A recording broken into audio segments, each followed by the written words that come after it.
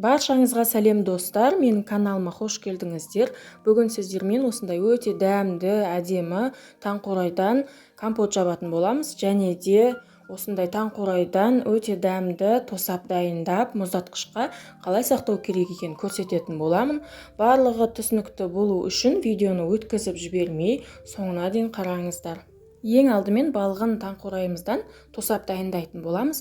Біз ешқандай қайнатпай витаминдерін, дәрумендерін өзінде сақтап қалатын тосап дайындаймыз.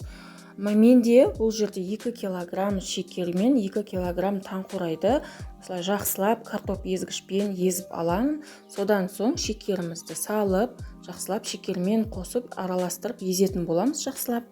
Ең күшті табиғи консервант тұз бен шекер болғандықтан тосапқа шекер қосатын боламыз.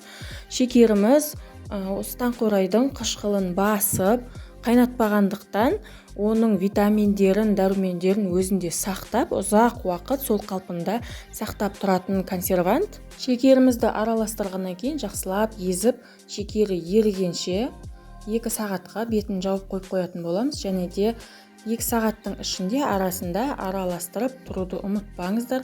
Шекері жақсылап еріген соң ғана пластик ыдыстарға құйып қоятын боламыз. 2 сағаттың ішінде таңқурайыңыз ашып кетпейді, ешқандай уайымдамаңыздар.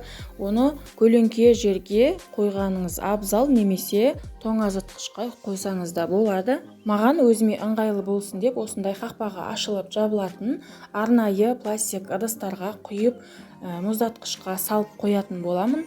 Сондай-ақ менің каналымда қайнатылмай жасалатын, тоңазытқышта сақтауға болатын таңқурайдан тосаптың банкіде ұзақ уақыт сақтау әдісі бар. Тамашалап кетсеңіз болады. Және де таңқурайды дара-дара етіп мұздатқышта дұрыс сақталу әдісі туралы пайдалы ақпарат бар. Ол таңқурайды қыс мезгілінде түрлі смузиларға, коктейльдерге және де түрлі тәттілерді әсемдік үшін пайдалануға болады. Біздің қайнатпай дәрумендерін өзінде сақтап қалатын таңқурайдан тосабымыз дайын болды. Енді осылай қақпақтарын жақсылап, нықтап жауып, мұздатқышқа салып, қатырып ұзақ уақыт сақтап қоятын боламыз. Ендігі кезекте таңқурайдан жасалатын компотымызды дайындайтын боламыз. Бұл кезде де таңқурайымызды ешқандай жумаймыз. Алдын ала стерилденген банкілерімізге шамамен 400 граммдай таңқурайымызды саламыз. Және де 2 литр банкіге 300 граммдай шекерімізді саламыз. Өз қалауыңыз бойынша дәміне қарай лимон, апельсин немесе жалбыз қоссаңыз да болады. Барлығын салып болғаннан кейін осылай қайнаған су құйып, алдын ала стерилденген қақпағымызды бұрап жауып сақтайтын боламыз. Банкаңызда жауып болғаннан кейін кішкене жатқызып, шекерін еріту үшін кішкене аунатып, содан кейін ғана төңкеріп қойған дұрыс. Болмаса шекері қатып, банкаңыз атылып кетуі мүмкін.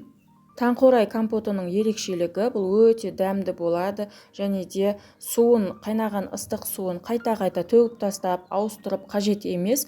Тек бір-ақ рет құйып, банкаңызда жаба берсеңіз болады. Ешқандай атылып кетпейді. Мен жыл сайын таңқурайдан дәл осы рецептпен компот жауып отырамын. Кейде осы таңқурайға персик, апельсин, жалбыз қосамын. Сіздер өз қалауыңыз бойынша басқа да түрлі жеміс-жидектерді мезгіліне қарап қоса берсеңіз де болады. Осымен екінші банкымызды де жауып болып қалдық. Менде бар жоғы 4 литр компот шықты.